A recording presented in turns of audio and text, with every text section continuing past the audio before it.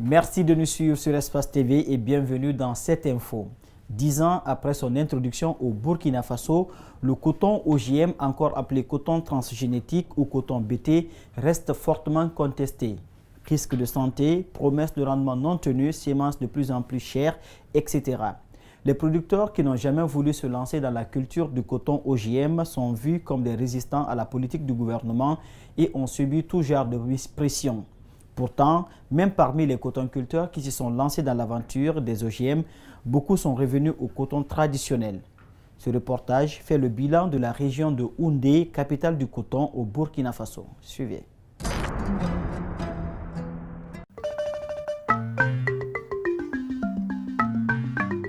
En Afrique de l'Ouest, le Burkina Faso a été le premier pays à adopter la culture du coton génétiquement modifié avec les premières expérimentations dès 2003. Passé cette phase, l'heure est depuis 2008 à une généralisation de la culture du coton OGM que certains producteurs continuent de rejeter. Bahan Dulasso, en ce mois d'août, se rend comme tous les matins dans son champ de coton. Depuis plus d'une dizaine d'années qu'il cultive l'or blanc, il a fait le choix du coton conventionnel. Pour la présente campagne, il a cultivé plus de 4 hectares et espère en tirer profit comme les années précédentes. Comme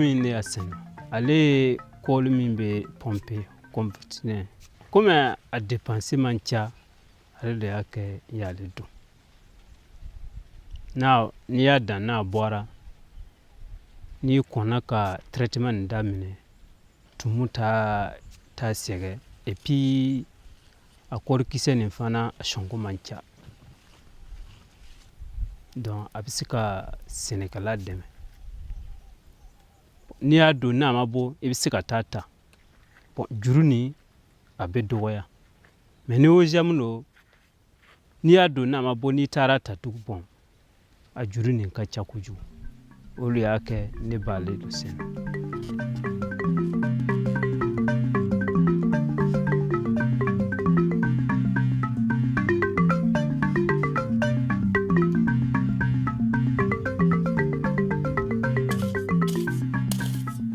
À moins d'1 kilomètre de là, Lamoussa Ouédé, lui, a fait depuis 2 ans le choix du coton génétiquement modifié sur une superficie qui atteint aujourd'hui 10 hectares.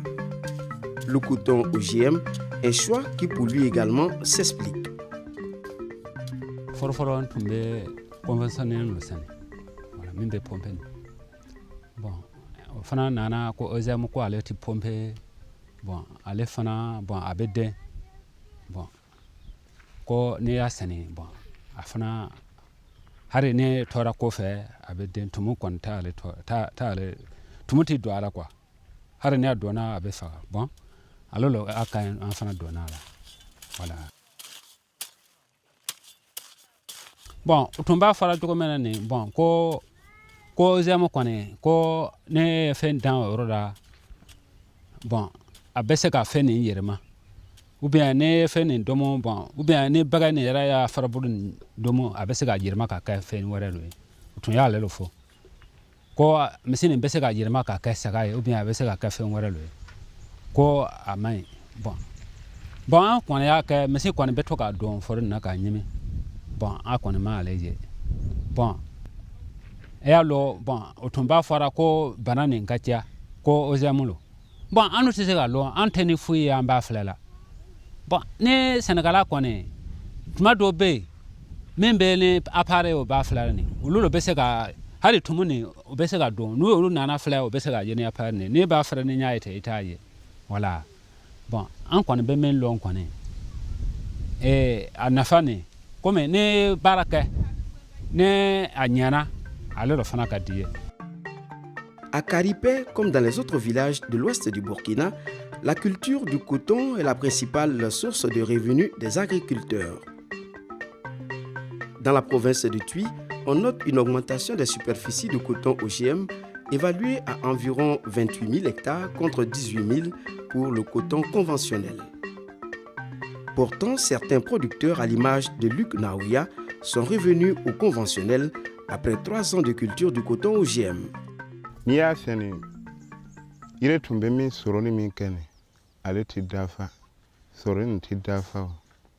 Et puis, afana kabara kakia. Aleni doni afana be pompe o. Ni ma pompe akia man be bon. Tumu kwanti kia ya lati me afana be bon. Ni I korkise ni kumbalo e korkise isa. Korkise na swankoni kakia. Ni ya dana mapo. Ni ya tatu akere kumu akakia.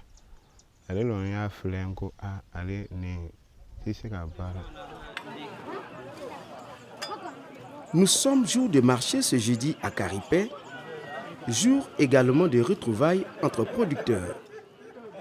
Le sujet, évidemment, est au centre des discussions.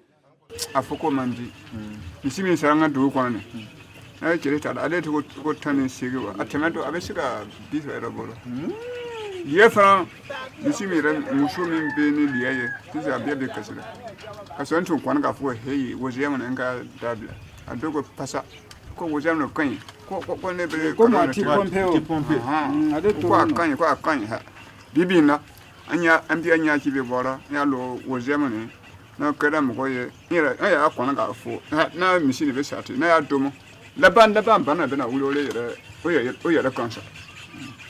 Ese asuko ka domo ko iramanti. Kasi banani mbina na wuri abena miedo. Na wuri wati to rati na longo alelo. Kasura alelo.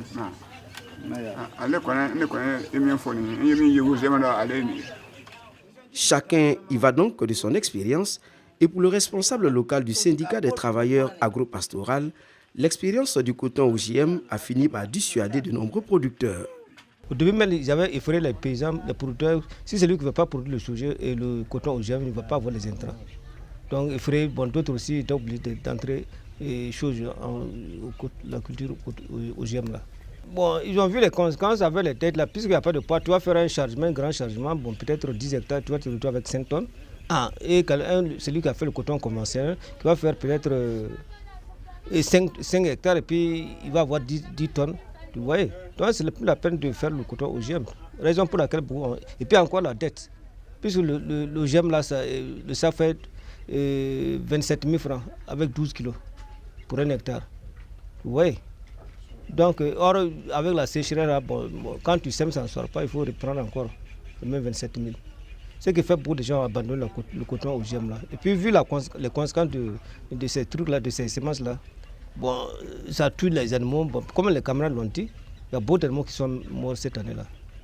Il y a un monsieur qui avait fait jusqu'à 13 ou 12 hectares, 13 hectares, il se retrouve avec 6 tonnes. Donc le 6 tonnes, avec les 6 tonnes, il s'est opposé, il est allé jusqu'au bombe parce qu'il demandait, les gens, ils croyaient que peut-être on l'a triché. Donc ils ont fait remonter le coton là devant lui, c'est les mêmes 6 tonnes là. Ils voulaient même se pendre. Quelqu'un qui va faire 12 hectares, 13 hectares, et tu vas te retrouver avec 6 tonnes. Et ça peut couvrir le crédit.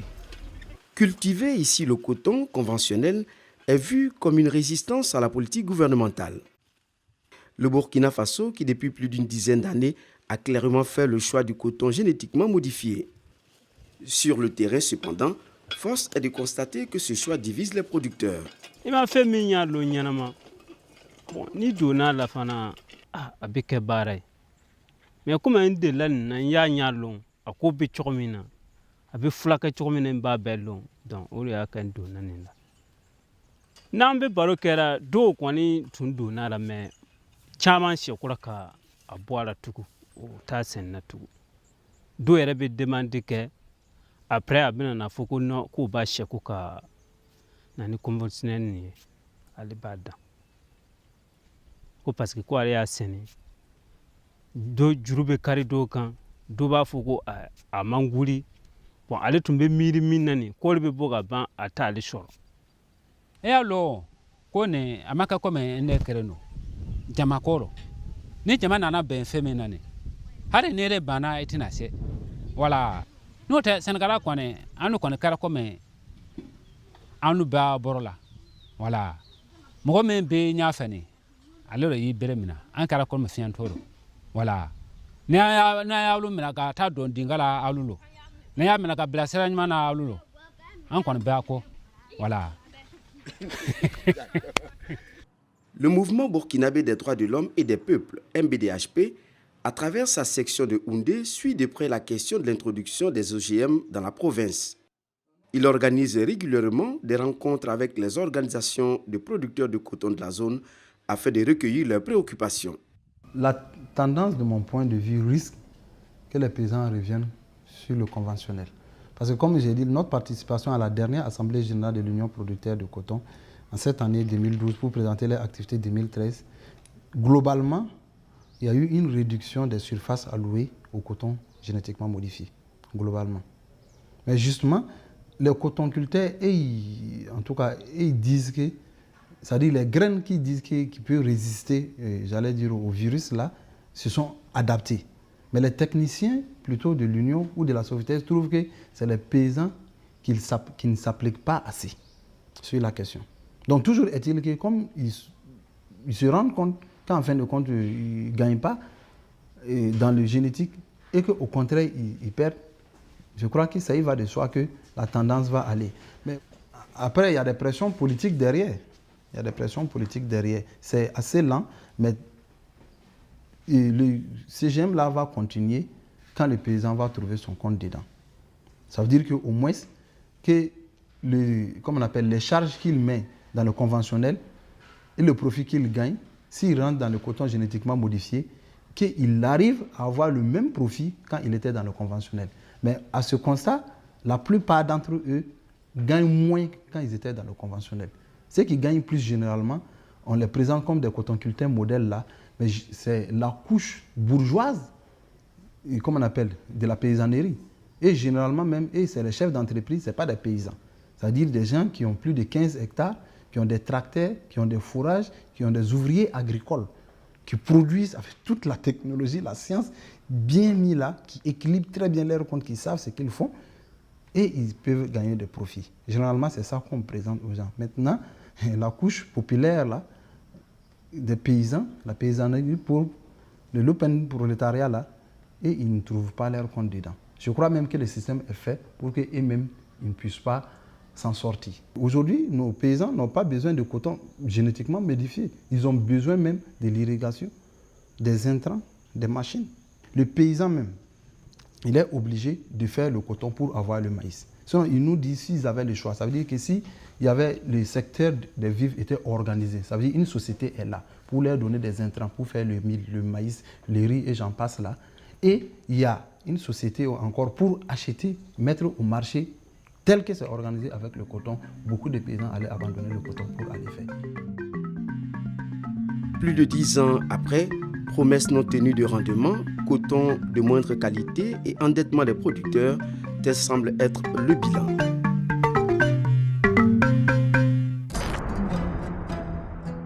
Dans un tout autre registre, partons à Tombouctou. La ville des 333-5 n'est plus que l'ombre d'elle-même sur le plan touristique. Autrefois étape incontournable pour les touristes qui visitent le nord du Mali, Tombouctou est en pleine restauration de ses sites touristiques détruits par les groupes islamistes pendant leurs 10 mois d'occupation de la ville. Malgré ces efforts, les touristes se font toujours désirer au grand désespoir des guides touristiques. À travers ce reportage, rendons-nous à Tombouctou pour mieux comprendre cette accalmie qui commence à trop durer. Suivez.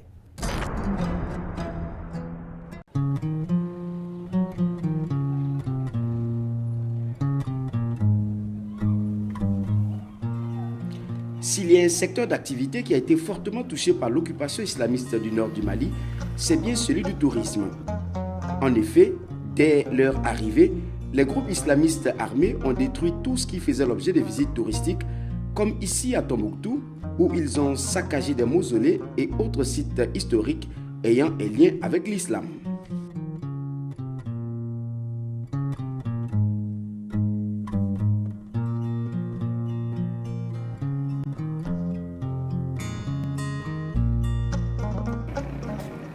Là, elle fait partie des sites que les islamistes ont détruits. C'était une vieille porte en bois qui étaient là. On ne rentrait pas par là parce qu'il y a beaucoup de cinq qui sont enterrés dedans à l'intérieur.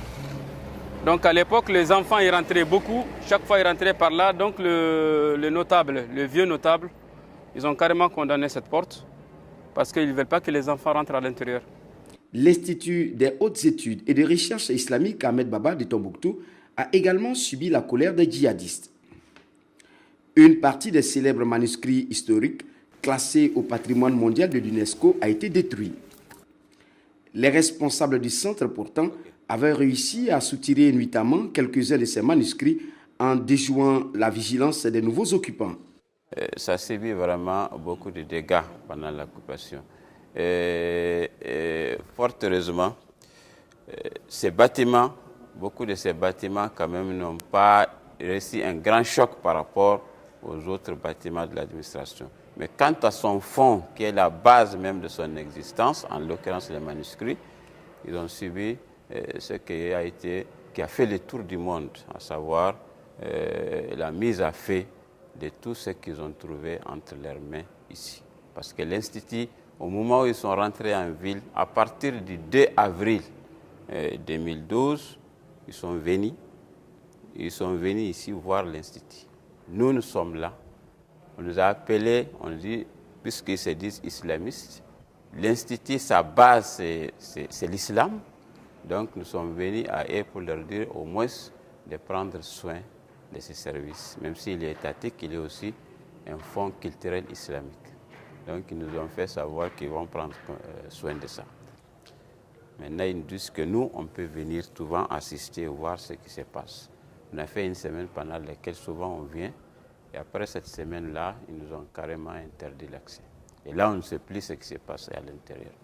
Jusqu'à la date du 23 janvier 2013, pendant laquelle nous sommes venus assister aux dégâts qu'ils ont faits après leur retraite.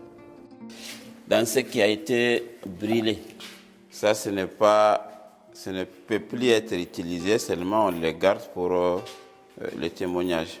Souvent, les gens qui n'ont pas toutes les images, ils peuvent venir récupérer ça comme échantillon pour voir l'état de destruction. Voilà la salle de digitalisation des manuscrits. Donc, ce qui a été brûlé, s'il y a une partie est digitalisée, malheureusement, à l'ère de retraite aussi, ils ont emporté, sinon détruit tous les cerveaux électroniques. Notre seule consolation, c'est qu'à l'intérieur, nous avons notre serveur. Le serveur, on suppose que ça n'a pas été touché. Avec l'arrivée d'un technicien qui va voir, peut-être que nous pourrons récupérer certaines données de ce qui a été détruit. Mausolées détruits, manuscrits partis en fumée, ce sont là les piliers du tourisme local qui sont touchés. Quant aux artisans de la ville de Tombouctou, accusés de fabriquer des objets d'idolâtrie, ils avaient tout simplement trouvé refuge dans les pays voisins du Mali. Bref, les 10 mois d'occupation islamiste ont été une période très difficile pour les guides touristiques de la ville aux 333 saints. Malheureusement, ce n'est pas encore le bout du tunnel, malgré le démarrage des travaux de restauration et de reconstruction lancés par l'État malien. Pour les manuscrits, je dois dire que ça reprend, en ce sens que toutes les bibliothèques de manuscrits sont en phase de réhabilitation et l'Institut Ahmed Baba est également ouvert et opérationnel. On peut dire que les activités culturelles à Tombouctou sont en phase de reprise, malgré quand même des difficultés. Organisés en association, les guides touristiques de Tombouctou se disent oubliés par le gouvernement malien dans ses initiatives d'aide aux populations plus d'une année après le retour de la paix dans le nord du pays. Selon eux, la reprise de l'activité touristique passe également par le renforcement du dispositif sécuritaire. L'aéroport est occupé par les MINUSMA et les servantes. Comment les touristes peuvent venir? Si on ne laisse pas les touristes venir par terrestre, au moins ils n'ont qu'à nous donner un accès pour que les touristes puissent venir par l'avion, faire la visite tranquillement et retourner chez eux. Ouais. Mais tout ça, c'est un problème. Il n'y a pas d'activité, les gens, personne n'est à l'aise, tout le monde a des problèmes, tout le monde a des soucis. Personne n'a le temps pour l'autre parce qu'il n'y a rien. Tombouctou ne vit que de tourisme. Parce que s'il s'agit des transporteurs, des hôteliers, des bouchers, des femmes qui vendent les oignons au marché, des transporteurs, tout le secteur vit de tourisme à Tombouctou. Le 95% de la population ne vit que de tourisme. La population même de Tombouctou, en un mot, je vous dis, préfère que les touristes reviennent. Même les islamistes, lorsqu'ils étaient là, ils disent que Tombouctou ne vit que dans le tourisme. C'est pour ça qu'ils ont bloqué ça. Parce qu'ils disent dans l'islam, ce n'est pas bon que les chrétiens viennent. Alors que ce n'est pas ça. Et ils étaient là pendant 2 ans, ils ne nous ont pas aidés, ils n'ont rien fait, ils n'ont rien fait que de couper les mains, frapper les femmes, chicoter les hommes. Et ça, ce n'est pas du financement, ça, ce n'est pas quelque chose qui fait développer le pays. En attendant le retour des touristes pour des lendemains meilleurs, les guides de Tombouctou se souviennent encore de l'époque où ils sillonnaient les rues de la ville avec pas moins de 300 touristes par jour. Une époque déjà bien loin derrière.